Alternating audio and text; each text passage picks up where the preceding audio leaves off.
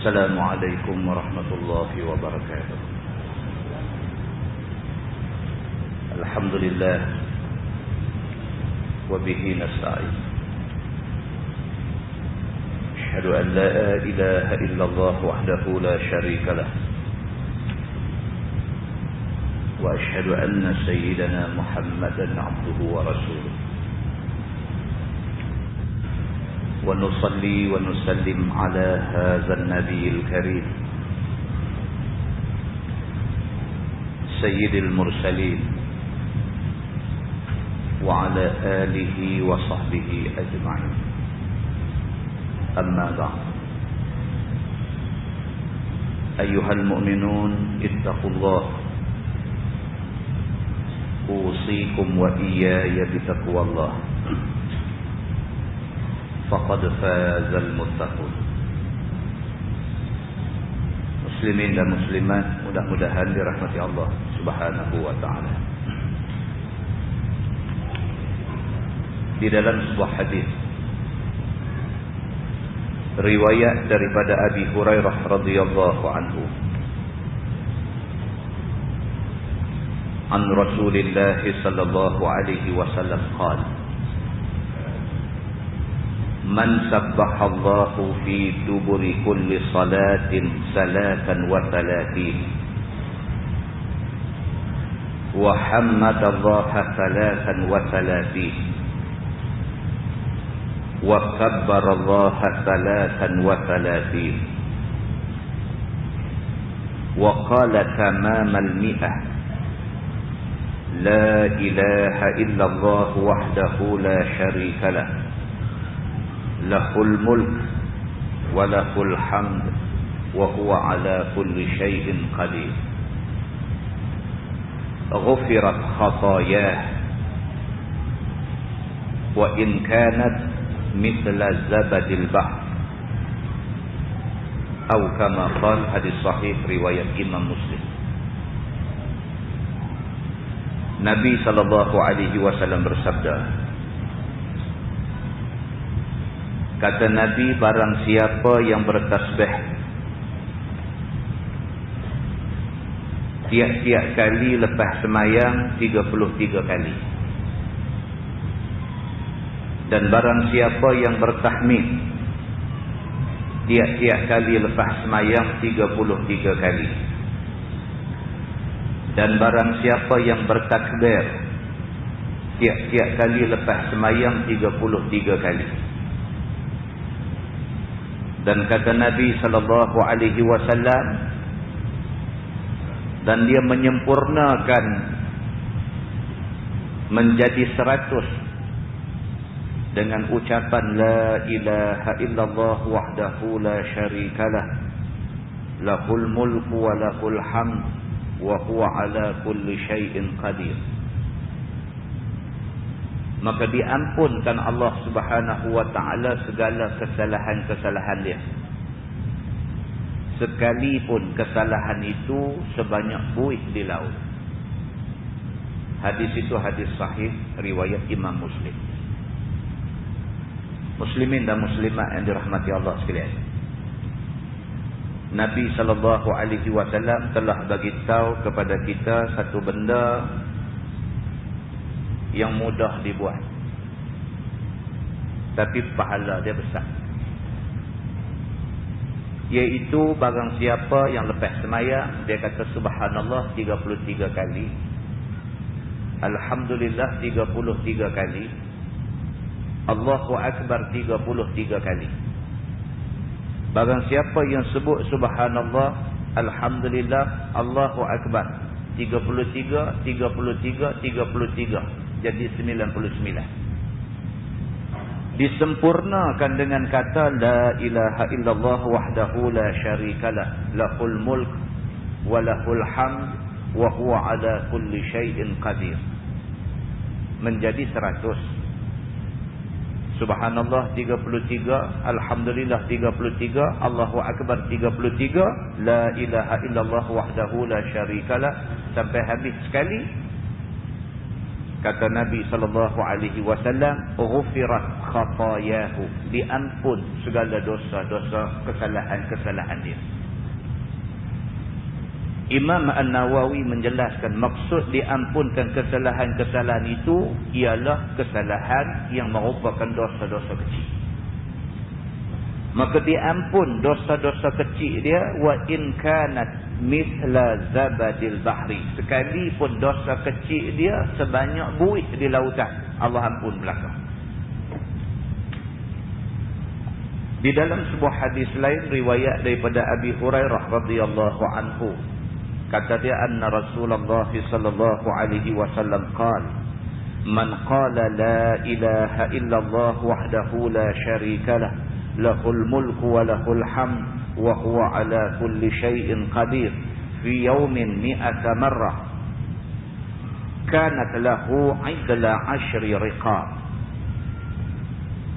wa kutibat lahu mi'atu hasanah wa muhiyat anhu mi'atu sayyi'ah wa kanat lahu hirzan minasy syaitan yawmahu dzalika hatta yumsiya wa lam ya'ti ahadun bi afdala mimma jaa'a bihi illa rajulun 'amila aktsara minhu wa qala an-nabi sallallahu alaihi wasallam man qala subhanallah wa bihamdihi fi yawmin mi'ata marrah khuttat khatayahu wa in kanat mithla zabadil bahri atau kama qala, hadis muttafaqun alaih.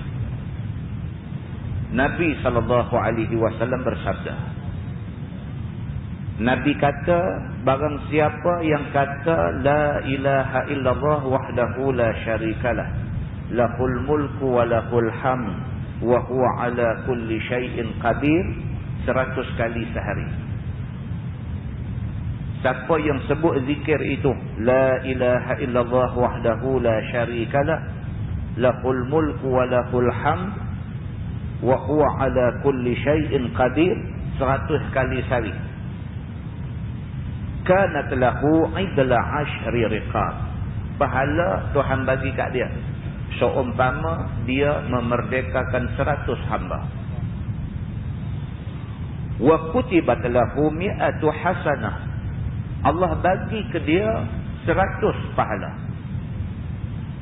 Pahala yang dia dapat seumpama pahala memerdekakan 10 orang hamba. Itu satu. Kemudian Allah Subhanahu wa taala tulis kepada dia 100 pahala lagi sebagai tambahan. Wa muhiyat anhu mi'atu sayyi'ah, dihapuskan daripada dia 100 dosa yang dia buat.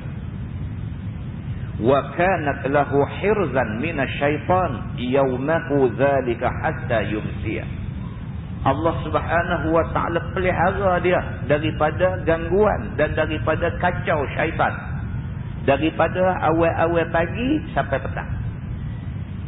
Walam ya'ti ahadun bi afdala mimma jaa'a bihi illa rajulun 'amila aktsara minhu, dan tak ada orang yang dapat lebih besar pahala daripada dia ni, melainkan orang yang mengucapkan benda tadi lebih pada dia. Tak ada orang yang akan dapat menandingi pahala orang yang sebut la ilaha illallah wahdahu la syarikalah, lahul mulku wa lahul hamd wa huwa ala kulli syai'in qadir, sebut 100 kali. Orang yang sebut benda ni 100 kali, pahala dia cukup besar.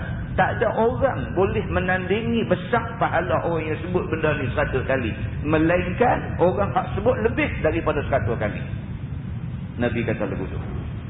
Wa qala Nabi sallallahu alaihi wasallam, dan Nabi bersabda lagi, Nabi kata, man qala subhanallah wa bihamdihi fi yawmin mi'ata marrah, barang siapa zikir sebut subhanallah wa bihamdihi, sehari dia sebut 100 kali, huttat khatayahu, Allah Subhanahu wa taala hapuskan dosa-dosa kecil dia. Wa in kanat mithla zabadil bahri, sekalipun dosa kecil itu sebanyak buih dalam laut. Hadis itu hadis sahih muttafaqun alaih. Muslimin dan muslimat yang dirahmati Allah sekalian, benda ni kita duk buat selalu dah. Cumanya kita tak tahu kata benda ni sebenarnya disuruh oleh Nabi SAW dengan suruh sungguh-sungguh. Hak tu kita tak tahu. Kita duk buat lama dah. Lepas semayang kita jarang nak bangkit daripada tikar semayang. Melainkan setelah kita zikir benda-benda ni tadi. Tapi kita duk buat benda ni selama ni atas ikut-ikut.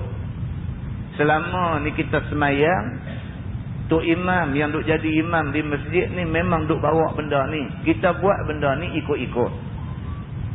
Malam ni kita tambah satu ilmu lagi. Rupanya benda ni dibuat berdasarkan kepada suruh Nabi. Bukan sahaja Nabi suruh, bahkan Nabi suruh sungguh-sungguh. Bukti kata Nabi suruh sungguh-sungguh tu ialah apabila Nabi SAW kata pahala dia yang pertama, dia dapat pahala seperti orang yang memerdekakan 10 orang hamba. Satu. Yang kedua, dia dapat pahala. Allah Subhanahu Wa Taala tulis kepada dia 100 kebajikan. Yang ketiga, Allah Subhanahu Wa Taala hapuskan 100 dosa kecil dia. Yang keempat, Allah Subhanahu Wa Taala janji bahawa dia akan dipelihara daripada awal pagi sampai petang daripada gangguan syaitan. Bahkan Nabi SAW kata tidak ada orang yang lebih baik daripada orang ni. Orang yang menyebutkan la ilaha illallah wahdahu la syarikalah lahul mulku wa lahul hamd yuhyi lahul mulku wa lahul hamd wa huwa ala kulli syai'in qadir. Tidak ada orang yang lebih baik daripada orang yang sebut benda ni 100 kali, melainkan orang yang sebut lebih daripada 100 kali. Dan ini sabit daripada hadis yang sahih, hadis muttafaqun alaih. Sepakat ulama mengatakan ini hadis sahih. Muslimin dan muslimat yang dirahmati Allah sekalian. Bahkan dalam ayat 41, 42 surah Al-Ahzab, Allah berfirman, A'udzubillahi minasyaitonirrajim. Ya ayyuhallazina amanu dzkurullaha dzikran katsira wasabbihuhu bukratan wa asila. Shadaqallahul azim. Maksud dia, wahai orang yang beriman, ingatlah Allah dengan ingat yang banyak. Tuhan sendiri sebut dalam Quran, Tuhan kata wahai orang yang beriman, uzkurullaha dzikran katsira. Ingat Allah, ingat banyak-banyak. Tuhan kata, wasabbihuhu bukratan wa asila. Dan bertasbihlah kepada Allah. Banyak-banyak sebut subhanallah, sama ada pagi ataupun petang. Di dalam ayat lain Allah Subhanahu wa taala berfirman, a'udzubillahi minasyaitonir rajim. Wadhkur rabbaka fi nafsika tadarruan wa khifah wa dunal jahri minal qaul bil ghuduwi wal asal wa la takum minal ghafilin. Shadaqallahul azim. Al-A'raf ayat 205. Allah berfirman dalam ayat ni, wazkur rabbaka fi nafsika tadarruan wa khifah. Allah Subhanahu wa taala kata, dan berzikirlah kepada Tuhan kamu dalam hati kamu, dalam keadaan rendah hati dan takut pada Allah. Tuhan suruh. Allah Subhanahu wa taala guna fi'il amar dalam bahasa Arab, dia kata fi'il amar, perintah suruh. Wazkur, dah hendaklah kamu zikir kepada Tuhan kamu dalam hati kamu, tadarruan wa khifah, dalam keadaan kamu tunduk rendah hati dan takut kepada Allah Subhanahu wa taala. Wa dunal jahri minal qaul, dah hendaklah kamu zikir itu tanpa deras suara. Allah Subhanahu wa taala kata zikir itu wa dunal jahri, tanpa kamu deras suara. Allah Subhanahu wa taala sebut begini dalam ayat 205 surah Al-A'raf. Dia ada penjelasan kepada ayat ini. Nabi SAW pernah ditanya oleh sahabat dia. Sahabat tanya Nabi, Tuhan kita ni dekat ke jauh? Ini hadis, tuan-tuan boleh rujuk di dalam tafsir Ibnu Katsir pada mentafsirkan ayat 205 surah Al-A'raf yang kita baca tadi. Dia wa'mai satu hadis Nabi SAW. Sahabat tanya Nabi, "Ya Rasulullah, Tuhan kita ni, dia ni dekat ke jauh dengan kita? Kalau sekiranya Tuhan dekat, adakah kita hanya perlu berbisik waktu berzikir? Ataupun kalau sekiranya Tuhan kita jauh, adakah kita perlu menjerit waktu berzikir?" Sahabat tanya Nabi, "Ya Rasulullah, Tuhan kita ni dekat ke jauh? Kalau Tuhan dekat, adakah bermakna kita ni zikir memadai dengan suara pelan aja kerana Tuhan dekat? Ataupun Tuhan ni jauh pada kita, maka dengan kerana itu zikir kita kena tegas?" Bila sahabat tanya Nabi benda yang macam ni, Allah Subhanahu wa taala buat turun satu ayat pada Nabi. Allah berfirman, "A'udzubillahi minasyaitonir rajim. Wa idza sa'alaka 'ibadi 'anni fa inni qarib. Ujibu da'watad da'i idza da'ani." Allah Subhanahu wa taala buat turun ayat tu. Maksud dia, wa idza sa'alaka 'ibadi 'anni.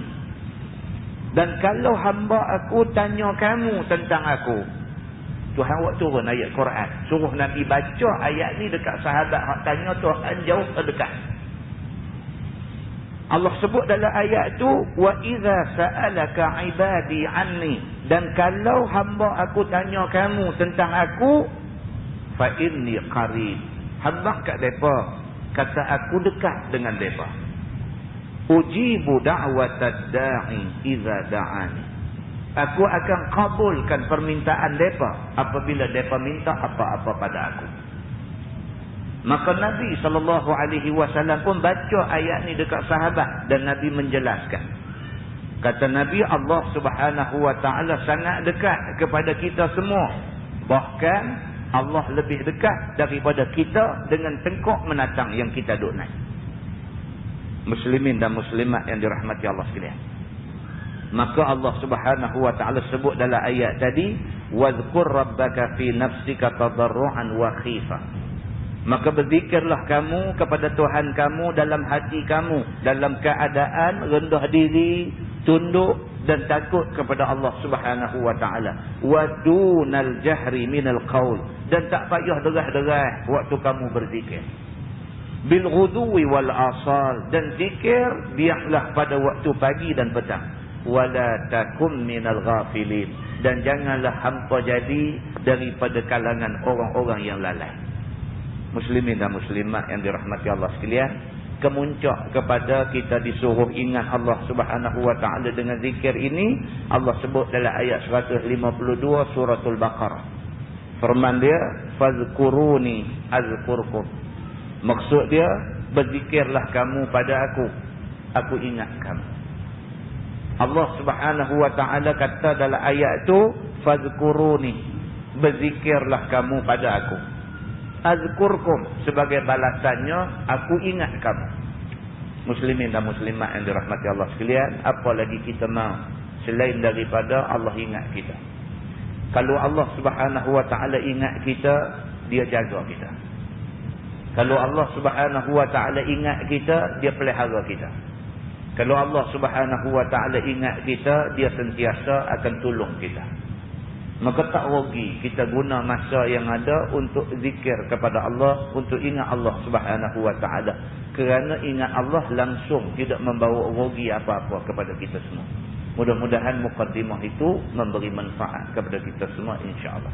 Kita menggunakan Bahrul Mazi jilid 18. Bahrul Mazi jilid 18, muka surat 102. Muka surat 102. Kita masuk satu bab baru. Kata dia bab ma jaa fi zikri man yakhruju minan nar min ahli tauhid. iaitu bab yang datang pada menyebutkan hadis yang membicarakan mereka yang keluar daripada neraka daripada ahli tauhid. Malam ni dia nak bawa dekat kita hadis yang nak menceritakan kepada kita manusia ni kalau dia ahli tauhid, lambat laun dia akan keluar daripada neraka. Tuan-tuan, kita ni manusia. Bila kata manusia ni la yakhlu minal khata' wan nisyan. Nabi kata manusia ni tak boleh sunyi, tak boleh lepas daripada khata' wan nisyan, daripada buat silap, daripada terlupa. Kita tak boleh cakap besar sebab kita manusia. Hari ni kita boleh cakap besar, kita boleh lungguk 1000 kesalahan kepada orang yang kita tak suka. Tapi kita tak tahu, mungkin minggu depan kita buat macam yang orang kita tak suka tu. Kita buat. Pasal apa? Pasal al-insan la yakhlu minal khata' wan nisyan. Manusia dia tak boleh lepas daripada buat silap, daripada terlupa. Ini satu fakta yang manusia kena ingat dalam kepala dia. Dia kena ingat benda ni. Maka dengan kerana tu manusia kalau dia benci satu orang, dia jangan benci 100%. Dia kena reserve sikit. Sebab orang yang dia benci mungkin satu hari dengan izin Allah, Allah bagi petunjuk dekat dia, dia boleh jadi lebih baik pada kita. Dan kita yang membenci dia, tak mustahil satu hari Allah Subhanahu Wa Taala jadikan kita manusia yang lupa diri. Tidak mustahil. Dan kita telah baca banyak hadis Nabi sallallahu alaihi wasallam yang menceritakan tentang benda-benda yang macam ni. Dah pun berlaku sejak daripada zaman sebelum Nabi Muhammad sallallahu alaihi wasallam sampai zaman Nabi, sampai selepas daripada zaman Nabi, sentiasa berlaku manusia baik, tiba-tiba akhir hidup dia su'ul khatimah. Na'udzubillah min zalik. Dan biasa berlaku manusia jahat, tiba-tiba akhir hidup dia husnul khatimah. Biasa berlaku. Maka dengan kerana itu Allah Subhanahu Wa Taala ingatkan kita sangat-sangat tentang benda-benda yang seperti ini. Kata dia, ketahuilah saudaraku, ahlu tauhid itu iaitu orang-orang yang mengucap dia 2 kalimah syahadah serta diiktikadkan dalam hati dia, yakni orang yang mengucap dia akan asyhadu an la ilaha illallah wa asyhadu anna muhammadar rasulullah. Diucapkannya dengan lidahnya dan ditasdikkan dengan hatinya, yakni percaya sungguh-sungguh tidak ada Tuhan melainkan Allah dan percaya sungguh-sungguh Nabi Muhammad sallallahu alaihi wasallam pesuruh Allah. Itu dia. Dia sebut dekat kita yang kata ahlu tauhid itu orang yang pernah mengucap dengan lidah dia asyhadu an la ilaha illallah wa asyhadu anna muhammadar rasulullah. Siapa juga pernah mengucap kalimah ini dan sampai mati dia tidak buat benda yang boleh membatalkan Islam dia, dia tak pernah buat. Dia mungkin buat dosa besar, dia mungkin biasa berzina, dia mungkin biasa minum arak, dia mungkin biasa main judi, dia mungkin biasa buat beberapa dosa besar, tapi dia tak pernah buat benda yang boleh membatalkan Islam dia. Dia dipanggil ahlu tauhid. Dia dipanggil ahli yang biasa mentauhidkan Allah Subhanahu Wa Taala. Tuan-tuan tengok, Tuhan ni dia punya pemurah sampai macam tu. Allah Subhanahu Wa Taala ni punya pemurah sampai macam tu. Biasa sebut asyhadu an la ilaha illallah wa asyhadu anna muhammadar rasulullah. Biasa sebut benda tu dan tak biasa buat benda yang boleh membatalkan Islam dia. Manusia ni dipanggil ahlu tauhid. Dan ahlu tauhid ni banyak mana pun dosa hak dia buat, selagi mana dia mati sebagai orang Islam, maka selagi itulah Allah panggil dia ahlu tauhid dan dia ada harapan masuk syurga. Cuma cepat dengan lambat aja. Allah Subhanahu Wa Taala Tuhan Maha Pengampun. Manusia kadang lebih cengeng pada Tuhan lagi. Manusia kadang-kadang lebih cengeng pada Tuhan lagi. Manusia ni kadang-kadang dia tak boleh nak memaafkan satu orang, sedangkan Allah Subhanahu Wa Taala sanggup mengampunkan hamba-hamba dia. Manusia kadang-kadang jatuh hukum lagi berat daripada Allah Subhanahu Wa Taala jatuh hukum. Bahkan Allah Subhanahu Wa Taala biasa marah manusia hak macam ni. Manusia yang apabila orang berdosa main mengaku depan dia kata saya ada buat banyak dosa, dia terus kata ke orang tu Allah tidak akan ampun dosa hang. Allah Subhanahu Wa Taala marah dekat orang ni. Allah kata siapa tadi yang bersumpah mengatakan aku tidak akan ampun dosa orang ni? Allah tanya balik pula siapa tadi yang kata aku tak akan ampun dosa orang ni? Sesungguhnya Allah kata aku telah pun mengampun dosa orang ini. Muslimin dan muslimat yang dirahmati Allah sekalian. Maka dia sebut dekat kita di sini, maka siapa-siapa ada keadaannya yang demikian itu. Siapa-siapa yang pernah sebut asyhadu an la ilaha illallah wa asyhadu anna Muhammadar Rasulullah dan tidak pernah buat benda yang boleh merosakkan Islam dia, maka ialah ahlut tauhid namanya. Orang ni dipanggil ahlut tauhid, dia kata. Dan ahlut tauhid itu dua macam halnya. Dia kata yang kata ahlut tauhid, orang yang biasa mengucap asyhadu an la ilaha illallah wa asyhadu anna Muhammadar Rasulullah, ada dua jenis. Pertamanya ahlut tauhid yang tiada masuk neraka sekali-kali. Ini satu. Golongan pertama, dia biasa mengucap asyhadu an la ilaha illallah wa asyhadu anna Muhammadar Rasulullah, dan dia cukup baik masa atas dunia ni sehingga kan Allah terus buh dia dalam syurga, tak rasa neraka langsung. Contoh dia siapa? Nombor satu Nabi-Nabi lah. Yang kedua sahabat-sahabat Nabi yang Nabi sebut dengan pasti 10 orang ni akan masuk syurga tanpa hisab. Mereka ni ekspres terus masuk syurga. Dan lain-lain golongan yang ada disebutkan tentang mereka ini di dalam nas-nas daripada hadis Nabi SAW. Ini golongan satu, dia kata. Maka iaitu ahlu tauhid yang tidak membawa apa-apa dosa, sama ada dosa kecil atau dosa besar, ke negeri akhirat kemudian daripada matinya. Ini golongan satu. Tak ada dosa. Dosa besar memang tak pernah buat. Dosa kecil pun tak buat. Golongan ini Allah terus bagi ekspres masuk surga.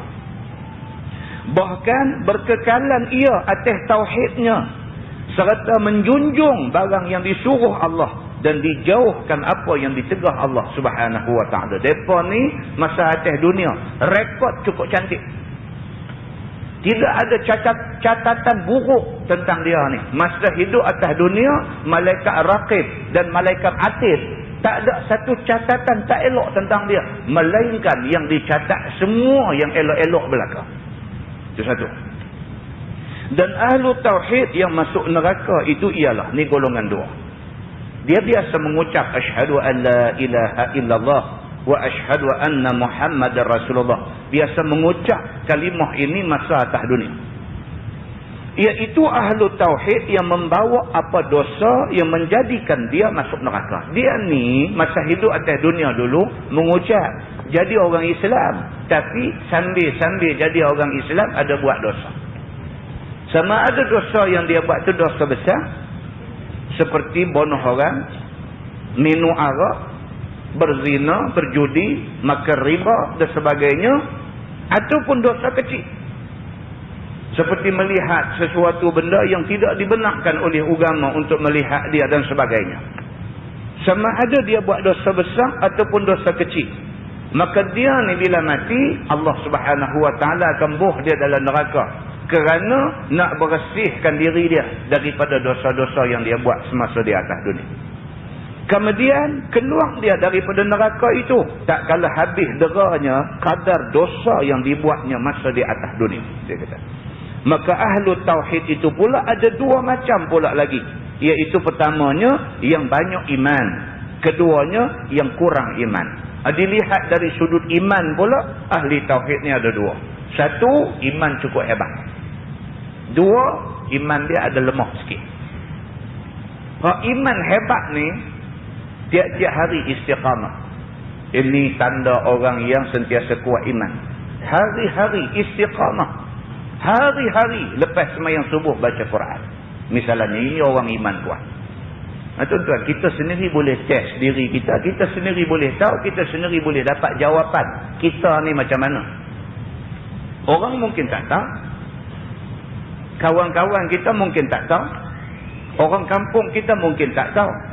Tapi Allah Subhanahu Wa Taala tahu. Diri kita sendiri tahu kita ni tara mana. Kalau sekiranya kita ni celik aja mata, pukul 3, pukul 4 pagi, bakit semayang malam. Kita tahu. Kita tiap-tiap malam dia buat macam tu. Kita tahu. Allah lebih-lebih lagi tahu. Lepas semayang subuh, habis wirid sikit, habis doa, terus pegang Quran baca. Tak banyak sikit satu muka surat Quran kita baca. Kalau ini amalan kita tiap-tiap hari, Allah tahu. Dan kita sendiri tahu diri kita. Kalau daripada pagi sampai petang sampai malam, kita tak guna lidah kita untuk mencerca benda yang kita tidak patut cerca. Kita tak guna lidah kita nak cerca Islam. Kita tak guna lidah kita nak cerca orang yang mengajak Islam. Kita tak guna lidah kita untuk nak buat benda-benda yang dilarang oleh Allah Subhanahu Wa Taala. Allah tahu, kita sendiri tahu. Kalau kita mempunyai ciri-ciri yang perlu ada kepada mukmin sebenar, kita sendiri tahu diri kita macam mana dan kita tahu iman kita pada mana. Kita boleh tahu. Sebaliknya, kalau sekiranya kita ni dah sebulan dah, seingat-ingat kita sebulan dah tak buat sembahyang tahajud langsung, kita tahu diri kita. Sebaliknya, kita ni seingat-ingat kita seminggu sekali aja, tu pun harap malam jemaah buat baca Yasin. Lain pada tu tak pernah kita sentuh Quran untuk nak buka baca. Kita tahu diri kita duduk tang mana. Kalau kita celek-celek mata, duk fikir nak kata ke orang, duk fikir nak hina orang, duk fikir nak fitnah orang, duk fikir nak buat cerita hal tak betul tentang orang dan sebagainya, kita sendiri tahu diri kita duduk tang mana. Maka ahli tauhid ni ada dua. Dia kata yang pertama, hak iman dia cukup baik. Dan yang kedua, iman dia ada masalah. Dia kata. Maka pendeknya, sebagaimana sedikitnya iman itu ada dalam hati ahli tauhid itu, maka tidak kekal ia di dalam neraka itu. Bahkan keluar dia kemudian daripada azab kadar dosanya. Kalau dia ni ahli tauhid yang lemah iman, dia terpaksa masuk neraka dulu. Untuk Allah Subhanahu Wa Taala nak azab dia, nak dera dia sekadar dosa yang dia buat semasa dalam dunia. Bermula dalil yang menunjukkan yang demikian adalah hadis yang dikeluarkan oleh Imam At-Tirmizi. Kata dia an Anas radhiyallahu anhu anna Rasulullah sallallahu alaihi wasallam qala Hisham yakhruju minan nar wa qala Syu'bah akhriju minan nar man qala la ilaha illallah wa kana fi qalbihi minal khair ma yazinu sya'irah. Maksud dia diriwayatkan daripada seorang sahabat Nabi sallallahu alaihi wasallam. Nama dia Anas bin Malik radhiyallahu anhu. Kata dia bahwasanya Nabi sallallahu alaihi wasallam bersabda ia. Kata Hisham, yakni rawi hadis ini, keluar daripada neraka. Dan kata Syu'bah, rawi hadis ini juga, telah berfirman Tuhan kepada malaikatnya, keluarkan oleh sekalian kamu daripada neraka sesiapa yang mengucap ia tiada Tuhan yang mustahak disembah dan dipertuhankan melainkan Allah.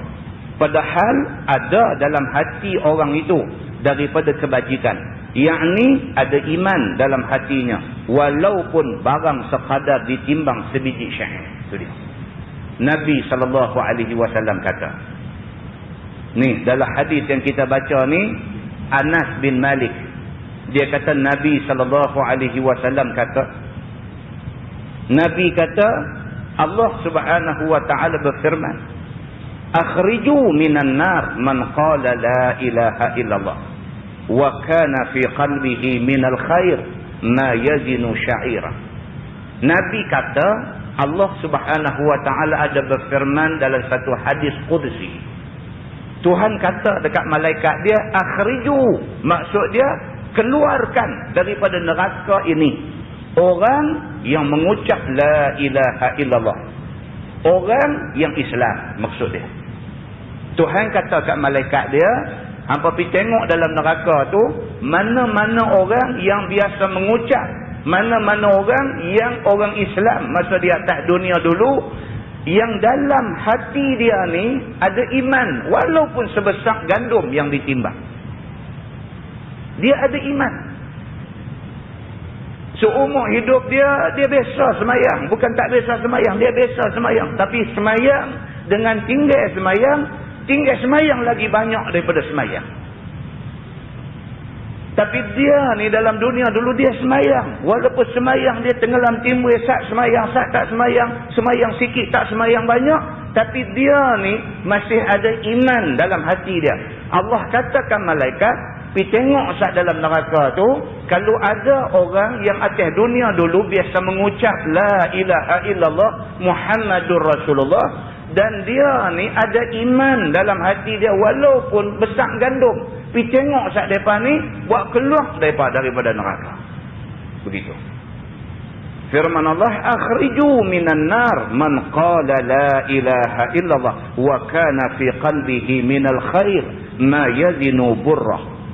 Maksudnya, dan keluarkan oleh sekalian kamu wahai malaikat-malaikatku daripada neraka itu siapa-siapa yang ada mengucap la ilaha illallah padahal ada dalam hati dia sikit daripada kebajikan, yakni ada iman sikit dalam hati dia, kadar barang yang boleh ditimbang sebiji gandum. Tuhan kata 2 kali dah Tuhan kata dekat malaikat dia, hampa pergi tengok saat dalam neraka tu, hampa pergi kelas tengok. Kalau dalam neraka tu ada lagi orang Islam, walaupun dia ni satu orang Islam yang teruk masa dia atas dunia dulu, tapi sampai dia katuk mata dia masih orang Islam, hampa pergi tengok saat buat keluar mereka ni daripada neraka. Begitu. Dan sabda Nabi lagi, akhriju minan nar man qala la ilaha illallah wa kana fi qalbihi minal khair zarrah wa kana syu'bah ma yazinu zurrah mukhaffafah. Maksudnya, dan dikeluarkan oleh sekalian kamu wahai malaikat-malaikatku daripada neraka itu siapa-siapa yang ada mengucap la ilaha illallah padahal adalah dalam hati orang itu daripada kebajikan, yakni iman, kadar satu zarrah, yakni satu habuk yang melayang. Dan kata syu'bah, kadar barang yang boleh ditimbang sekadar biji gandum. Hal keadaan zurah dibaca dengan tidak tasydid, dia kata. Kalau zarrah maksud dia habuk, kalau zurah maksud dia gandum. Kali ketiga Tuhan kata dekat malaikat dia, hampa pisat dalam neraka tu, pergi tengok orang hak masih ada dalam neraka tu, hampa pergi kelas tengok. Kalau ada lagi hak di dalam neraka tu orang yang masa pejam mata mati atas dunia dulu masih lagi jadi orang Islam, walaupun kebaikan hak dia buat ni sebesar habuk yang boleh melayang ditiup angin. Mula tadi dia kata sebesar syair lebih besar daripada gandum. Yang kedua, kalau dia ada kebaikan besar gandum. Yang ketiga, Tuhan kata tak usah kata besar syair, tak usah kata besar gandum. Kalau kebaikan yang dia buat atas dunia besar habuk aja, angin pusing pun dia boleh terbang. Kalau ada kebaikan banyak tu pun, apa buat keluar dia daripada neraka? Syarat satu, dia mati sebagai orang Islam. Tuan-tuan, mahal Islam ni, mahal, cukup punya mahal. Itu sebab kita sedih sangat kalau ada orang Islam pergi tukar agama. Sedih sangat kita ni. Kalau dia masih jadi orang Islam, sembahyang malah pun dia ada lagi harapan masuk syurga. Tapi keluar aja daripada Islam, batal kalimah la ilaha illallah Muhammadur Rasulullah. Bukan sahaja dia tidak boleh masuk syurga, bahkan mencium bau syurga pun Allah haram ke atas dia. Muslimin dan muslimat yang dirahmati Allah sekalian, maka dengan kerana itu soal murtad, soal keluar agama, ini soal besar. Ini soal besar. Satu orang Islam murtad bergegang arasy Allah Subhanahu wa taala. Muslimin dan muslimat yang dirahmati Allah sekalian, kata At-Tirmizi, dan pada bab ini ada riwayat daripada Jabir bin Abdullah dan Abi Sa'id Al-Khudri dan Imran bin Husain radhiyallahu anhum ajma'in. Katanya bermula ini hadis hasan lagi sahih. Masalah, dia kata ingatkan Tuhan satu kebajikan yang besar pahala. Ini satu perbahasan lain. Dia kata siapa yang ingat Tuhan, ingat Tuhan maksudnya zikrullah. Barang siapa ingat Tuhan, pahala besar. Sesungguhnya ingat Tuhan itu yakni hadir dalam hati menyebut kebesaran Allah dan maha suci Allah daripada kekurangan dan cukup ketinggian dan kekuasaan dan sebagainya, maka sekalian itu boleh pula disebut dengan lidah dan dikatakan dengan zikrullah. Maka ingat dan sebut Allah itu macam-macam, seperti yang tersebut di dalam kitab zikir. Maka zikir itu ada orang yang membanyak-banyakkan dengan macam-macam zikir, dan ada yang membanyak-banyakkan zikir dengan tidak memacam-macamkan dia, dan ada yang berzikir itu sikit saja. Maka tentulah orang yang banyak zikir itu banyak dapat pahala daripada sisi Tuhan, dan yang sikit zikir itu tidak banyak dapat pahala dari sisi Tuhan. Tetapi bagaimana sikit sekalipun zikir itu ada berkebajikan juga dan dapat balasan yang disukai oleh dia. Yang penting dia kata ingat Tuhan. Zikrullah yang tu penting. Yang tu penting. Barang siapa yang banyak ingat Allah, banyak pahala Allah bagi ke dia. Barang siapa yang sikit ingat Allah, sikit pahala Allah bagi ke dia. Tuhan dia adil. Tuhan dia maha adil. Dia bagi balasan setimpal dengan yang orang tu buat. Barang siapa buat amal banyak, dia bagi pahala banyak. Barang siapa buat amal sikit, dia bagi sikit. Yang pentingnya ialah ingat Allah dengan zikir lidah dan ingat hati kepada Allah Subhanahu wa taala. Sebagaimana tersebut dalam hadis yang dikeluarkan oleh Imam At-Tirmizi, kata dia an Anas radhiyallahu anhu anin Nabi sallallahu alaihi wasallam qala yaqulullah akhriju minan nar man zakarani yawman aw khafani fi maqam. Diriwayatkan daripada seorang sahabat Nabi sallallahu alaihi wasallam, nama dia Anas bin Malik radhiyallahu anhu, daripada Nabi sallallahu alaihi wasallam sabdanya, telah berfirman Allah kepada malaikatnya, keluarkan oleh sekalian kamu siapa-siapa yang beriman dan ingat aku pada satu hari, ataupun takut dia kepada aku dalam satu tempat atau mana-mana tempat, kerana ingat akan kebesaran Tuhan dan kekuasaannya. Kata At-Tirmizi, ini hadis hasan lagi tarikh. Allah Subhanahu wa taala sampai satu peringkat Allah kata dekat malaikat dia, pisat ke neraka tu, tengok orang yang masih ada dalam neraka. Dicari di kalangan orang yang ada dalam neraka tu, kalau ada satu orang yang dalam sehari itu dia pernah teringat dekat Tuhan sekali pun cukup dah buat keluar dia daripada neraka.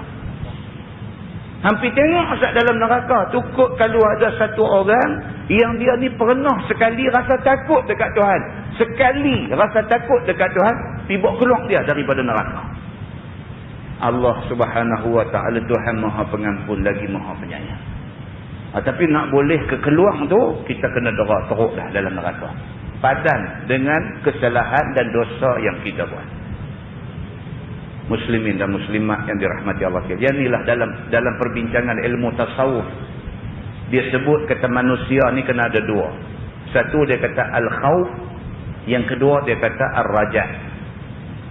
Khawf maksudnya takut kat Tuhan, takutlah, kenangkan balik dosa-dosa kita, takut pada Tuhan. Yang kedua raja, maksud dia harap, kena harap supaya Allah Subhanahu wa taala ampun segala kesalahan kita. Takut dan mengharapkan keampunan Allah. Takut dosa hak kita buat, mengharapkan keampunan Allah Subhanahu wa taala. Ni kena ada dalam hati manusia. Tak boleh kalau kita tak takut Tuhan, dan tak boleh kalau sekiranya kita putus harap, kita rasa Tuhan tak tolong kita. Tak boleh, kerana Allah Subhanahu wa taala pasti akan tolong orang yang meninggal, yang mati dalam keadaan masih lagi menjadi orang Islam, tunduk pada agama dia. Begitu. Tajuk baru dia kata bab yakhruju rajulun minan nari zahfa, iaitu bab yang menyatakan hadis yang mengkhabarkan keluar seorang laki-laki daripada neraka hal keadaan dia mengesot. Dia nak cerita pula kita malam ni, dalam ramai-ramai manusia duduk dalam neraka tu, ada di kalangan manusia ni keluar daripada neraka nak pergi syurga. Keluar tu Nak berlari tak boleh, nak berjalan tak boleh, nak merangkak pun tak boleh, mengesot nak keluar daripada neraka. Tapi keluar juga dia daripada neraka. Begitu. Ketahuilah saudaraku, sesungguhnya Tuhan kita ialah Tuhan yang amat kaya dan amat murahnya. Itu dia. Kita duk baca tuan-tuan, Bismillahirrahmanirrahim. Dengan nama Allah, Tuhan yang maha pemurah lagi maha penyayang. Dia nak bagi tahu kat kita di sini, dia kata Tuhan kita ni Tuhan yang maha kaya. Semua hak ada dalam dunia ni hak Tuhan punya. Kayanya Tuhan ni sampai macam tu. Semua hak ada dalam dunia ni hak Tuhan punya. Kekayaan yang mata kita nampak ada pada manusia tu hakikatnya hak Allah. Hakikatnya hak Allah Subhanahu wa ta'ala. Allah boleh bagi ke dia dan Allah boleh ambil balik bila-bila masa.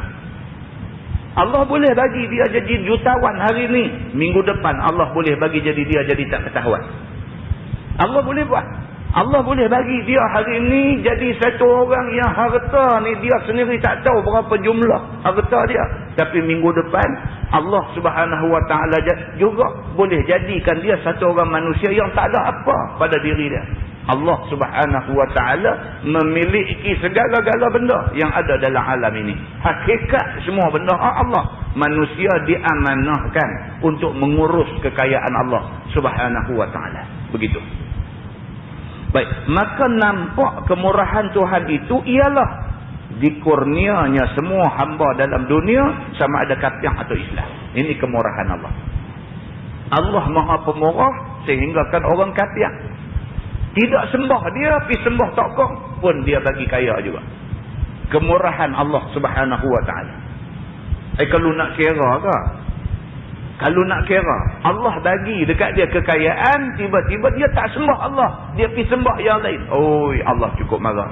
Kalau nak kira, manusia, kita belah anak kita daripada kecil, kita bagi duit, kita bagi kasih sayang, kita bagi segala-gala kat dia. Kita susah kerana nak bagi senang dia. Tiba-tiba dia senang sikit, dia sepak kita. Tak ada lah.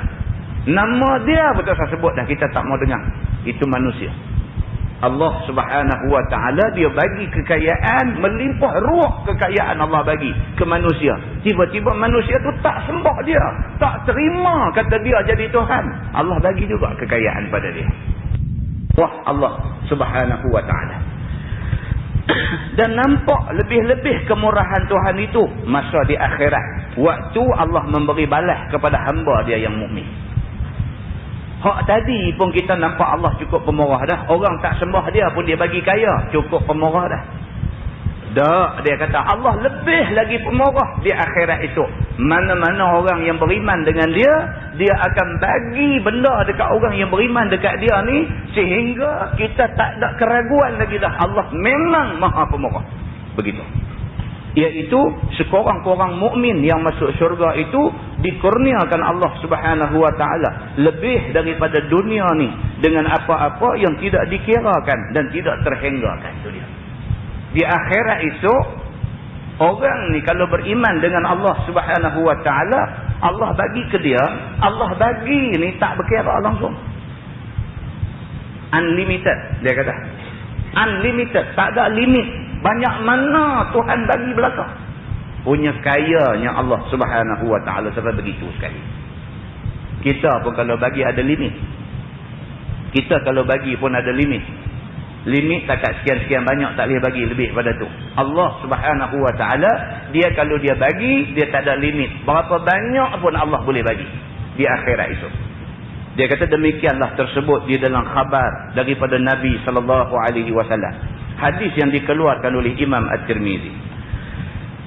Kata dia an Abdullah bin Mas'ud radhiyallahu anhu qala Rasulullah sallallahu alaihi wasallam inni la a'rifu akhir ahli an-nar khurujan rajulun yakhruju minha zahfan. Diriwayatkan daripada seorang sahabat Nabi sallallahu alaihi wasallam. Nama dia Abdullah bin Mas'ud radhiyallahu anhu. Kata dia telah bersabda Nabi sallallahu alaihi wasallam, sesungguhnya aku ketahui akan akhir ahli neraka pada keluarnya daripada dalam neraka itu. iaitu satu orang laki-laki yang mukmin. Keluar dia daripada neraka dengan mengesot pungkornya. Dia kata, pungkor dia tulis di sini. Dia kata Nabi SAW bersabda, Nabi kata aku tahu, Allah bagi tahu kat aku.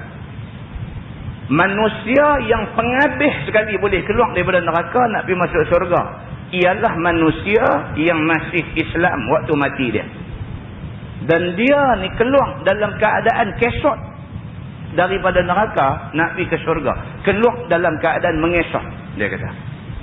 Fayaqulu ya Rabbi qad akhadha an-nasul manazil. Qala fayuqalu lahu intaliq fa'adkhulil jannah. Qala fayadhhabu wa yadkhula fayajidu an-nasa qad akhadhul manazil. Fayarji' fayaqul ya Rabbi qad akhadha an-nasul manazil. Maka berkata dia, wahai Tuhanku, ni orang hak last sekali keluar daripada neraka. Dia penghabis sekali. Lepas dia keluar tu tak keluar dah orang hak tinggal tu. Kalau hak penghabis ni keluar daripada neraka, dia kata kat Tuhan, wahai Tuhanku, sesungguhnya telah mengambil orang-orang akan tempat di dalam syurga. Maka di mana lagi hamba dapat tempat supaya dapat hamba duduk dan bersenang diri. Itu dia. Bila Tuhan kata kat dia, okey, orang yang penghabis sekali. Lepas ni neraka tutup. Tak siapa boleh keluar daripada neraka lepas ni. Kamu orang penghabis. Pergi keluar, pergi masuk syurga. Dia kata dekat Tuhan, wahai Tuhan, dia kata, bagi saya keluar lah ni, saya nak pergi duduk tang mana? Orang lain pakat keluar pergi dulu pada saya bukan sikit dah. Mereka ambil habis dah tempat dalam syurga. Saya kalau pergi pun saya tak ada tempat dah. Saya nak duduk tang mana? Dia kata kat Tuhan macam tu. Maka kata dia di sini, sebab pun dikata orang itu demikian kerana ia menurut kira-kira fikirannya dan agak-agak sangkanya sebagai dia dalam dunia. Dia tu ingat lagu dunia lah. Dia tu ingat lagu dunia. Kalau rumah tu boleh, kalau masjid ni boleh muat setakat 2,000 orang. Hak mai pun 2,500 dah. Dia nak mai lagi nak duduk tang mana? Tempat semua orang duduk habis dah. Dia duk ingat syurga tu macam dia atas dunia dulu lah. Tempat ni boleh isi sekian banyak. Hak pi tu dah banyak tu dah. Tak boleh masuk dah. Dia duk ingat syurga macam mana rumah, macam mana masjid dalam dunia ni. Kalau penuh dah tak boleh masuk. Dia duk ingat lagu tu. Tiba-tiba rupanya di sana lain daripada dalam dunia. Dia kata rupanya akhirat dia tak macam dunia. Dia tak serupa. Telah ditentukan Allah kurnia nikmat yang berganda-ganda bagi orang mukmin. Di akhirat esok, kalau orang ni orang yang beriman dengan Allah, Allah bagi dekat dia berganda-ganda kesenangan dalam dunia. Kata rawi hadis ini, bila berkata laki-laki itu seperti yang di atas itu, maka dijawab orang dari pihak Tuhan baginya. Kata dia, pergilah kamu wahai laki-laki masuk syurga. Lihat, adakah tidak ada tempat bagimu? Kata kat dia, hampir tengok dulu. Pergi tengok dulu, ada tak ada tempat. Jangan tak pergi lagi terus kata tak ada tempat. Pergi tengok dulu. Ada ke tak ada tempat? Pergi tengok dulu.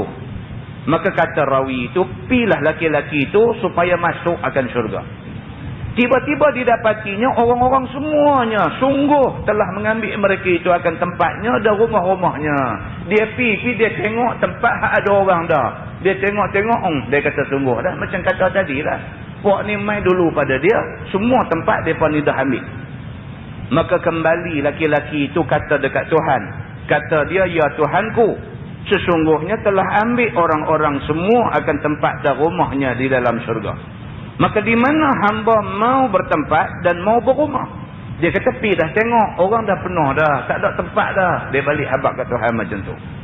Qala fayuqalu lahu atadhkuru zaman alladhi kunta fi? Fayaqulu na'am. Fayuqalu lahu tamanna. Maka kata rawi, apabila sudah laki-laki itu kata yang demikian, maka dijawab orang daripada pihak Tuhan baginya, adakah kamu ingat akan masa yang ada kamu di dalamnya, yakni masa kamu dalam dunia? Apakah yang engkau ingat akan kesedapan dunia itu? Bila dia patah balik mai kat Tuhan, dia kata sungguh penuh dah. Tuhan kata kat dia, Lah ni lagu ni. Cuba hang ingat balik masa dalam dunia dulu, apa benda yang hang berasa teringin, berasa seronok dalam dunia dulu. Masa duduk atas dunia dulu, apa benda yang hang berasa teringin tapi hang tak dapat benda tu. Hang teringin apa dulu? Teringin rumah tepi laut? Teringin rumah ada swimming pool? Teringin Mercedes compressor? Teringin helikopter? Teringin personal jet sendiri? Hang teringin apa? Atas dunia dulu, hang ada teringin apa yang hang tak dapat benda tu masa di atas dunia dulu. Kalau ada benda yang hang teringin masa atas dunia dulu tapi hang tak dapat benda tu, tamanna. Dia kata la ni, hang ingat dalam hati hang nak apa? La ni hang ingat, dia kata. Maka dijawabnya, bahkan ya Tuhanku, banyak benda yang aku ingat. Dia kata kat Tuhan, mu kalau nak kira teringin banyak. Baru keluar daripada neraka, tak ada tempat lagi dalam syurga. Bila Tuhan kata kat dia, lah ni teringin apa, habang mai. Dia habang kat Tuhan apa? Dia kata, mu kalau kira teringin banyak. Ni yang kata manusia, tuan-tuan. Dia tengok perangai. Tu perangai manusia lah tu. Sampai akhirat nu pergi duk buat perangai tu lagi. Sampai sana nu duk buat perangai tu lagi. Sedanglah ke diri, baru keluar daripada neraka nak pergi masuk syurga, sedang ke diri. Kalau orang kata hamu apa yang hang duk teringat, hang duk teringin nak tak dapat, hang sebut mailah ni. Sebut satu sudahlah. Sedang ke diri. Saya ni kira boleh keluar daripada neraka tu pun alhamdulillah, cantiklah sikit. Ni dah bila Tuhan kata kat dia, lah ni yang hang teringin dalam dunia dulu tapi tak dapat apa benda. Cuba hang sebut mailah ni. Dia pergi jawab kat Tuhan, dia kata apa? Ya Tuhanku, banyak yang aku teringin. Dia kata, kalau nak kira teringin, dia kata banyak. Ni manusia. Maka dikatakan kepadanya, cita-citalah sebarang apa yang terlintas pada dirimu. Tuhan kata kat dia, lah lagu ni, banyak sikit tu soal lain. Lah, hang teringin apa sebut? Tuhan kata. Daripada mahligai besar, tu dia. Tuhan kata kat dia, hang mau apa? Mau rumah mahligai, mau banglo besar. Dan taman, dan perempuan bagus, dan kebun-kebun, dan apa saja daripada segala nikmat. Tuhan kata sebut. Mau apa? Sebut. Mau rumah besar? Sebut. Hang mau perempuan cantik? Sebut. Hang mau rumah sekali dengan landscape apa depan rumah? Sebut. Tuhan kata. Lah ni aku nak dengar hang sebut. Hang mau apa? Begitu. Qala fayatamanna fayuqalu lahu fa inna laka ma tamannaita wa 'asharata adha'atid dunya. Maka kata rawi, maka telah mencita-cita laki-laki itu apa yang diteringinnya dan yang terlintas di hatinya. Bila Tuhan kata kat dia, lah ni sebut, banyak mana aku tak peduli, sebut apa yang hang mau. Dia pun terus pasang angan-angan. Dia mau yang ni, dia mau yang ni, dia mau yang ni, kira duk karang punya banyak benda dia mau. Maka dikatakan baginya dari pihak Tuhan, itukah banyaknya yang kamu cita? Tuhan kata banyak tu je. Yang kata punya banyak benda yang hang teringin, banyak tu aja yang hang minta. Tuhan kata kat dia, maka bahawasanya ambil bagimu barang yang kamu cita itu dan 10 kali ganda daripada dunia. Itu dia yang kata kaya Tuhan. Tuhan kata hang teringin apa yang dulu atas dunia teringin tak boleh, lah hang sebut. Dia kata kalau nak kira teringin banyakkan sikit tu soal lain. Tuhan kata sebut mai hang mau apa. Dia pun karang 1, 2, 3, 4, 5. Kira banyak dah lah benda hak dia sebut. Habis dia minta punya banyak benda. Tuhan kata kat dia, banyak tu aja. Ya Allah. Tuan-tuan, kita duk baca hadis Nabi ni. Duk baca hadis Nabi. Percaya kepada janji ni, kita bahagia. Tak percaya janji ni, kita rugi. Tuhan tak ada rugi apa. Tuhan kata banyak tu aja. Tuhan kata hak mana hang sebut tadi semua aku bagi 10 kali ganda dunia. Bukan 10 kali ganda benda hang sebut. 10 kali ganda dunia lagi aku bagi dekat hang. Ambil pergi. Aku seronok pasal hang ni orang yang mati dalam keadaan beriman kepada Allah Subhanahu wa taala. Hang tidak mati sebagai orang yang terkeluar daripada Islam. Maka hari ini aku nak balas dekat hang 10 kali daripada kesenangan dunia yang orang dapat di atas dunia dulu. Qala fayaqul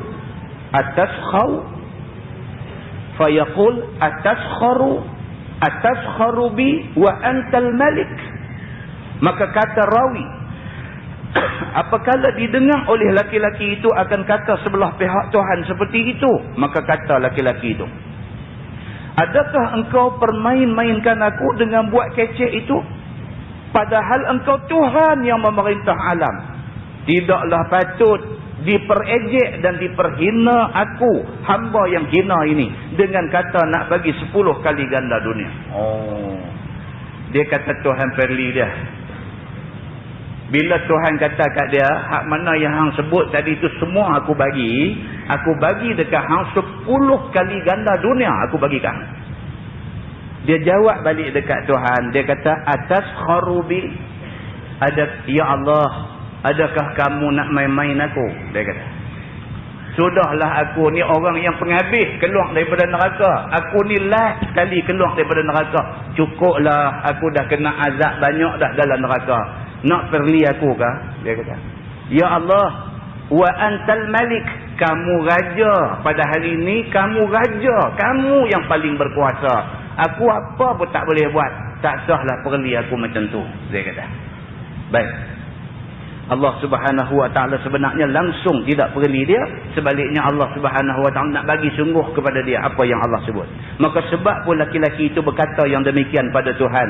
Kerana tercengangnya dan hairannya akan barang yang tiada diterima dan tiada nampak pada akal demikian itu. Benda ni dia kata tak sangka langsung. Takkan orang yang penghabis keluar daripada neraka nak dilayan semacam tu. Orang yang penghabis keluar daripada neraka, takkan Tuhan nak layan apa nak semua dapat, bagi pula 10 kali ganda kesenangan dunia dekat dia. Tak masuk akal. Mustahil orang yang setahu aku ni penghabis sekali keluar daripada neraka, Tuhan nak bagi macam tu. Maka berkata-kata ia kepada Allah yang demikian itu. Kata dia, qala falaqad ra'aitu Rasulullah sallallahu alaihi wasallam dhahik hatta badat nawajizuh. Maka kata Abdullah bin Mas'ud yang meriwayatkan hadis ni, demi sesungguhnya aku lihat Nabi sallallahu alaihi wasallam tertawa ya. Nabi waktu duk cerita kisah orang yang penghabis keluar neraka, tiba-tiba dapat macam tu punya kemudahan dan kesenangan daripada Allah. Nabi waktu cerita benda ni, Nabi gelak, Nabi tergelak. Sehingga nampak zahir gigi geraham Nabi. Nabi gelak besar. Makna dia gelak sampai nampak gigi geraham Nabi.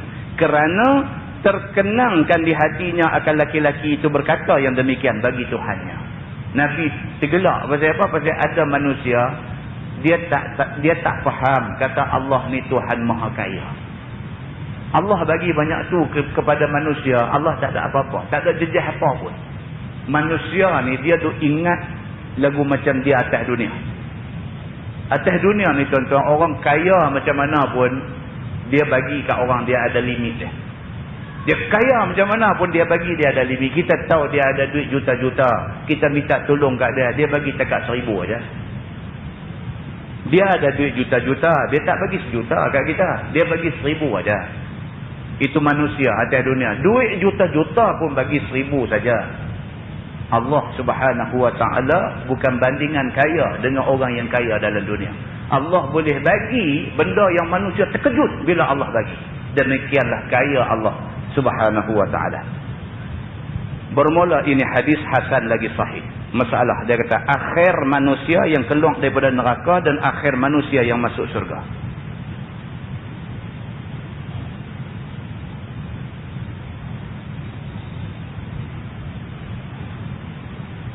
Yang ni pun dia nak ulang samalah hadis yang sama tuan-tuan.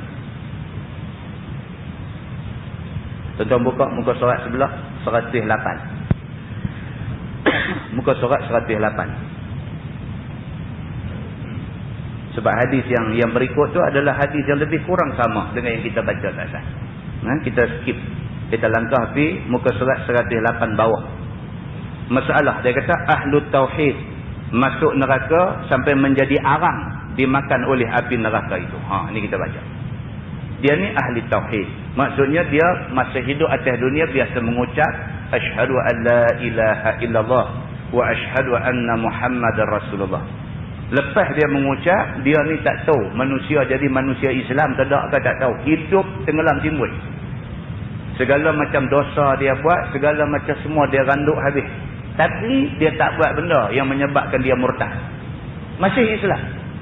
Masih Islam. Tapi jahat. Atas dunia cukup punya jahat.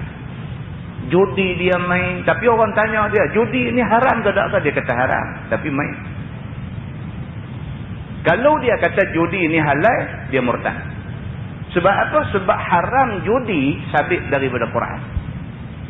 Barang siapa yang mengubah hukum Allah, Allah kata haram, dia pergi kata halal, dia jadi kafir.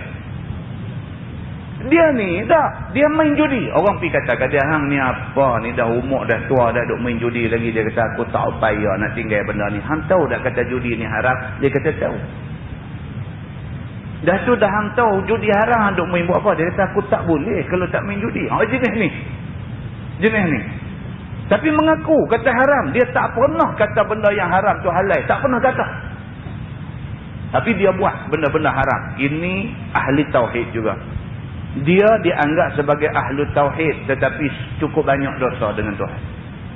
Orang yang macam ni masuk neraka, kena bakar dalam api neraka sampai jadi macam arang. Dia kata, kita baca. Demikianlah tersebut di dalam hadis Nabi SAW. Seperti yang dikeluarkan hadisnya oleh Imam At-Tirmizi. Kata dia, an Jabir radhiyallahu anhu qala Rasulullah sallallahu alaihi wasallam, yu'azzabu nasun min ahli tauhid fin nar hatta yakunu fiha umam. Maksudnya diriwayatkan daripada seorang sahabat Nabi sallallahu alaihi wasallam. Nama dia Jabir bin Abdullah radhiyallahu anhuma. Kata dia telah bersabda Nabi SAW. Diazab orang-orang daripada ahlu tauhid di dalam neraka dengan sebab dosa yang diperbuatnya pada masa dalam dunia. Sehingga jadilah diri mereka itu arang di dalamnya. Itu dia. Nak boleh ke keluar daripada neraka, nak boleh ke minta apa yang dia nak dekat Tuhan, Tuhan bagi 10 kali ganda dunia. Nak boleh sampai ke situ tu, kena bakar dalam neraka sampai jadi arang dulu. Tadi bila kita dengar huraian hak mula tadi, ada orang kata tak semayang pun tak apa, last kali masuk surga juga. Ada orang ingat lagu tu. Ini dia nak abang kat kita pula, tak semayang pun tak apa. Tak semayang pun tak apa. Selagi dia tidak murtad, dia ada harapan masuk surga. Betul. Tapi nak boleh ke masuk surga tu, Tuhan dia bakar sampai jadi arang dulu dalam neraka. Mau ke tak mau? Tak mau semayang lah. Ada cerita dia lagu tu lah. Tapi kita tak boleh nafikan sifat pemurah dan sifat kasih sayang Allah. Allah tetap pemarah, tetap kasih sayang kepada orang yang biasa mengucap la ilaha illallah Muhammadur Rasulullah. Tapi Allah, innallaha la yukhliful mi'ad. Allah dia tidak pernah mukir janji. Allah kata orang berdosa dia akan balas dengan neraka, Allah balas. Setelah dia balas orang-orang yang berdosa ni, bakar sampai rentung jadi arang, baru dia ambil buat keluar, dia bagi masuk syurga. Sekiranya orang ni mati dalam keadaan masih menjadi orang Islam. Begitu. Baik, dia kata, sambung hadis tadi, summa tudrikuhumur rahmah fayukhrajuna wa yutrahuna ala abwabil jannah. Kemudian mendapatkan mereka itu oleh rahmat Tuhan. Setelah dimasuk neraka, bakar sampai jadi arang. Dah habis dah, tebuih dah segala dosa-dosa dia buat, tebuih habis dah. Maka Allah Subhanahu wa taala bagi rahmat kepada dia. Maka dikeluarkan mereka daripada neraka dengan rahmat Allah dan belas kesian Allah. Tuhan kesian dekat depa ni, dengan rahmat Allah, Allah ambil depa buat keluar daripada neraka dan dibantingkan mereka itu atas pintu-pintu syurga. Allah buat keluar daripada neraka, lempak masuk dalam syurga. Masuk pun cara kasar, padan dengan hang atas dunia dulu jahat. Padan. Tapi masuk syurga juga, tapi bagi cara kasar. Begitu. Sambung hadis tu, dia kata qala fatarushu alaihim ahlul jannatil ma fayanbutuna kama yanbutul ghusa fi humalati sayl summa yadkhuluna al jannah. Maksudnya kata rawi, apabila dilihat oleh ahli syurga akan mereka, yakni akan ahli syurga itu terbanting, maka dituang atas mereka itu oleh ahli syurga itu dengan air hayat, iaitu air yang menjadikan semula mereka menjadikan semula baik segala tubuh mereka yang binasa itu. Dia ni duduklah neraka. Kena bakar dah hangus rentung dah. Dah habis dah tebuih dah segala dosa dia, segala kesalahan dia dengan dera bakar ni. Allah Subhanahu Wa Taala perintah malaikat suruh pergi ambil depa bawa keluar dengan rahmat Allah. Bila bawa keluar depa ni lempak pi ke pintu syurga.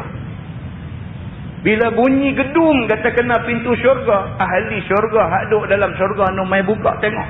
Tengok Allah, siapa dia ni? Rentung. Maka ahli syurga ni ambil satu ayat yang ada dalam syurga, dia panggil ma'ul hayat. Maksud dia ayat kehidupan. Ahli syurga pi ambil ayat kehidupan ma'ul hayat daripada dalam syurga ni, mai jurus kawan hangus rentung ni tadi. Sebaik-baik sahaja dijurus mereka ni, tubuh mereka tumbuh jadi elok macam biasa balik, dia kata.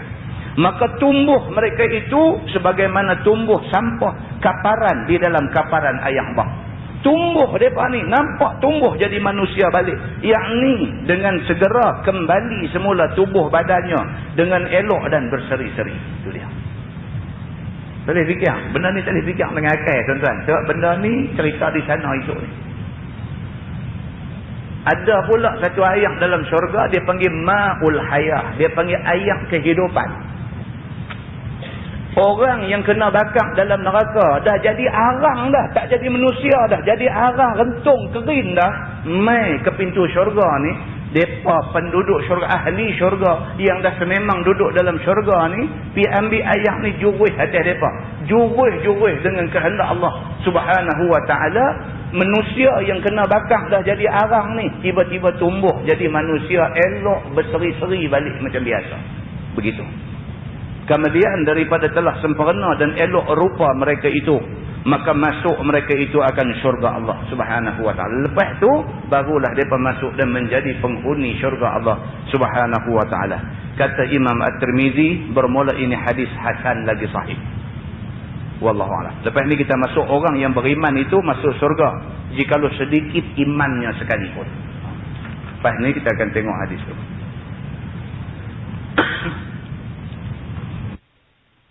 Kekuatan umat Islam tak cukup kuat. Sebab kita umat Islam seluruh dunia tak bersatu dalam soal ini. Cukupkah kita sekadar mendoa keselamatan orang Palestin dan menjahanamkan Yahudi, Zionis dan Amerika yang membantu Yahudi? Soalan. Tuan-tuan, apa lagi kita boleh buat? Nah, Palestin tu keliling dia Mesir, Jordan, Syria, yang mana negara-negara ni mempunyai tentera yang kuat, tuan-tuan. Kekuatan tentera darat Mesir dengan kereta kebalnya, tank dia, dengan jet pejuang dia, dengan apa, demikian juga Syria, demikian juga Jordan, sebenarnya dah cukup dah.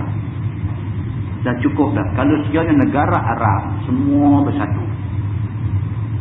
bersatu, menentang Yahudi. Sebab terang-terang yang jahat dalam isu ni ialah Yahudi. Terang.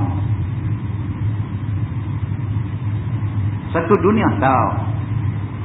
Cumanya nak mengaku tak mengaku, yang tu saja. Tapi tahu, semua tahu. Bila sebut kata ada pembunuhan beramai-ramai di mana itu? Satu dunia tahu, memang benda tu berlaku. Presiden Bush buat-buat tak tahu. Dia buat satu press conference di Amerika. Dia kata betul ke? Dia kata ada pembunuhan di situ. Bush kata betul ke? Dia kata dia tak dapat maklumat pun kata ada orang Islam kena bunuh di situ. Dia tak dapat maklumat pun. Dia tak tahu lagi.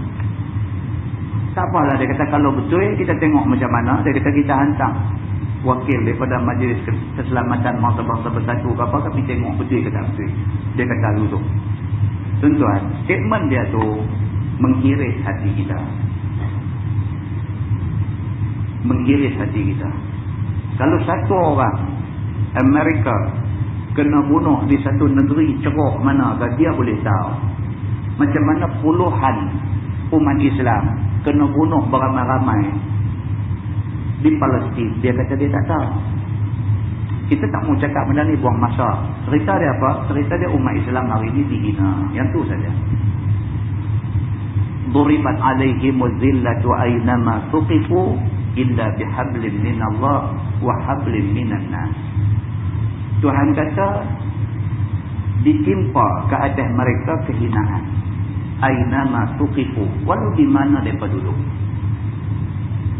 Illa bihablin minallah, melainkan kalau sekiranya mereka berpegang dengan tali Allah. Ulama tafsir sepakat mengatakan tali Allah maksudnya Quran. Pasal apa? Pasal Nabi sebut dalam hadis dia, hablullah ialah Quran. Selagi mana orang Islam tak mau pegang Quran, Tuhan kata mereka akan dihina. Bila Allah kata lebutu, tak boleh buat apa. Jadi cerita nak hantar orang pergi berperang, nak hantar orang pergi berjihad pun tak jadi cerita. Sebab apa? Masalah asal dia ialah tak berpegang dengan Quran. Itu masalah asal dia. Hak tu mau selesai dulu. Orang Islam Mesir kah? Orang Islam Syria kah? Orang Islam Jordan kah? Orang Islam Malaysia kah? Orang Islam Indonesia kah? Orang Islam mana pun, Quran mesti dijadikan pegangan mereka, perlembagaan mereka.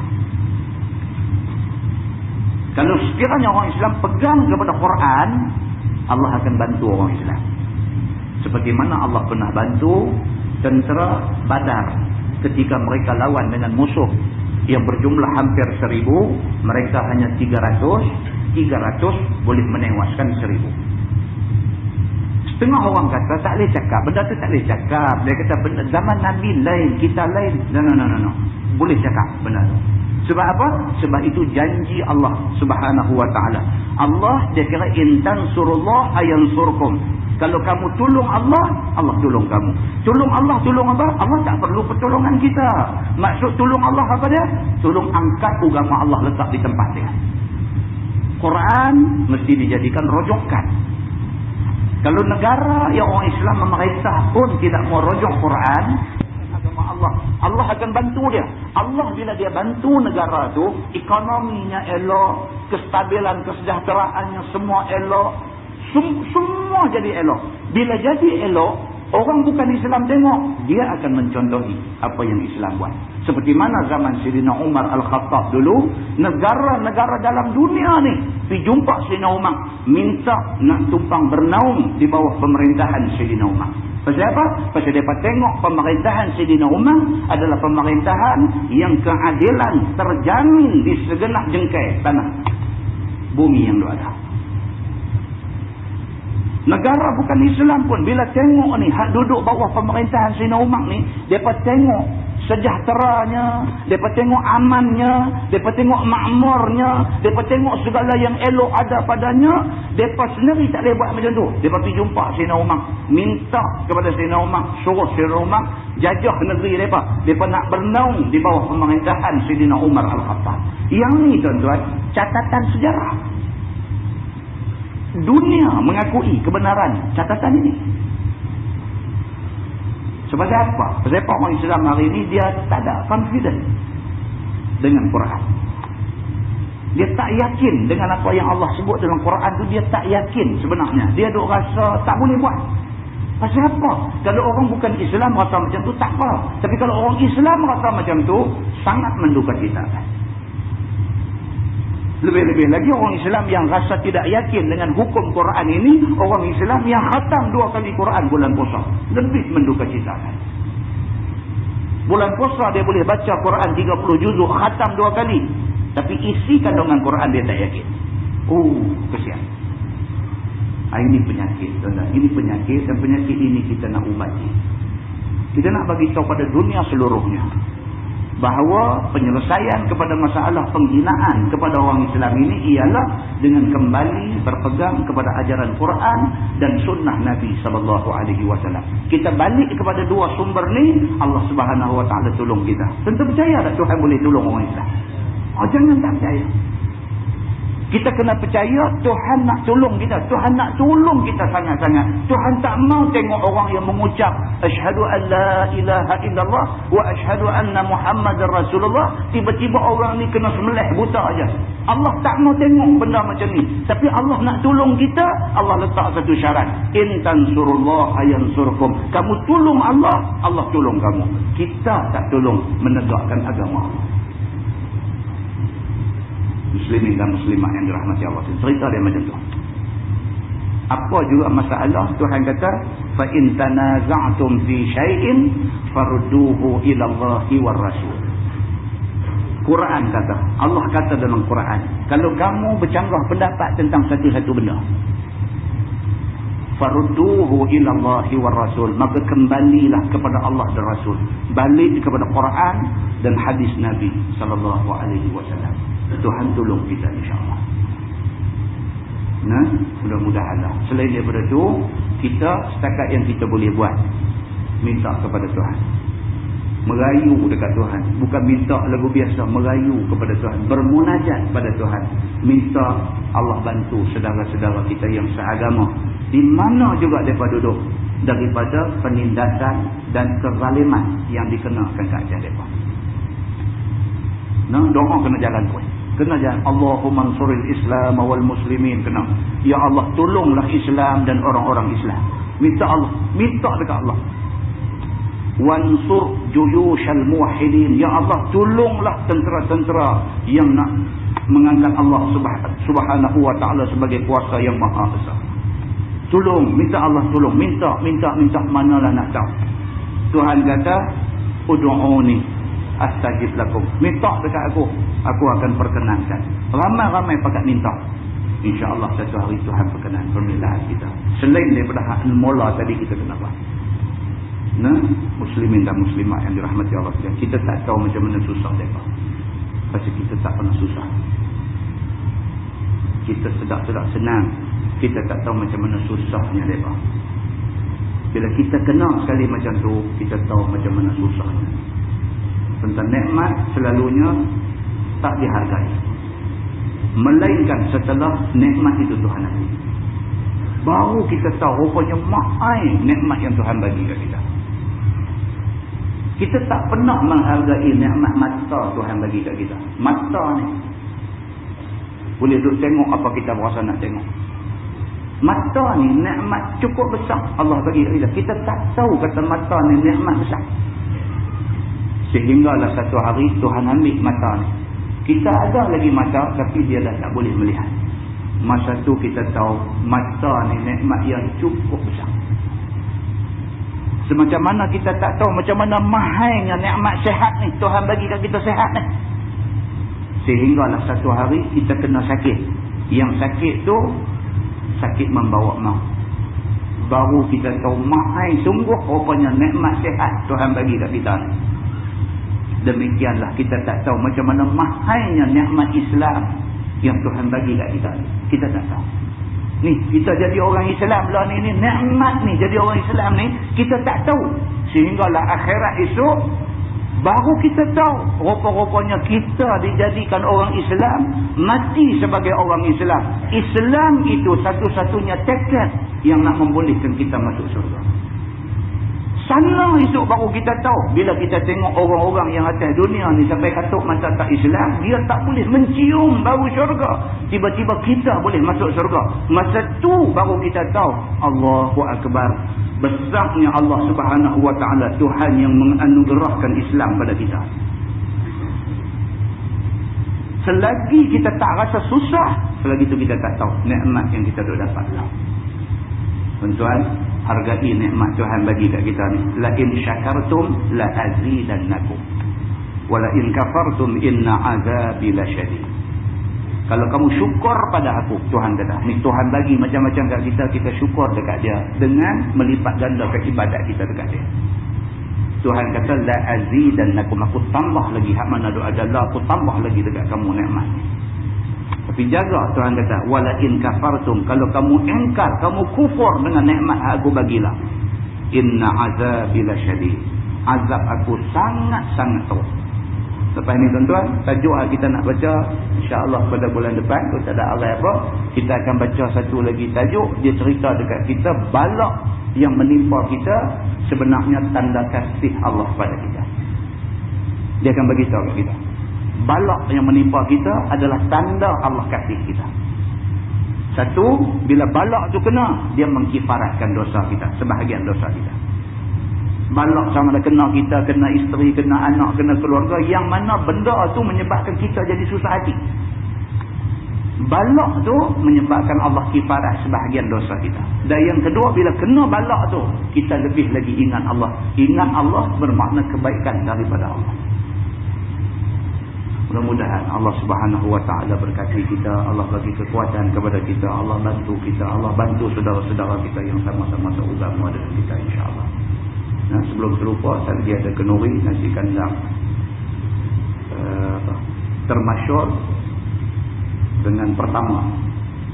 Buat kenuri tentu boleh dapat seorang tertangguhkan majlis ini dengan tasbih kafarah dan surah Al-Asr. Subhanallah. Asyhadu an la ilaha illa anta astaghfiruka. Bismillahirrahmanirrahim. Wal 'asr innal insana illa alladhina amanu wa 'amilus وتواصوا بالحق وتواصوا بالصبر. اللهم صل على محمد في الأولين والآخرين وسلم رضي الله تبارك وتعالى عن سادتنا أصحاب سيدنا رسول الله أجمعين. بسم الله الرحمن الرحيم. الحمد لله رب العالمين حمدا يوافي نعمه ويكافئ مزيدا. يا ربنا لك الحمد كما ينبغي لجلال وجهك الكريم وعظيم سلطانك. رضينا بالله ربا وبالإسلام دينا وبمحمد نبيا ورسولا. اللهم افتح علينا فتوح العارفين وارزقنا فهم النبيين بجاه خاتم المرسلين. اللهم فقهنا في الدين وعلمنا التأويل واهدنا صراطك المستقيم. اللهم أرنا الحق حقا وارزقنا اتباعه وأرنا الباطل باطلا وارزقنا اجتنابه. اللهم اجعل جمعنا جمعا مرحوما وتفرقنا من بعده تفرقا معصوما. وصلى الله على محمد وعلى آله وصحبه وسلم والحمد لله رب العالمين. السلام عليكم.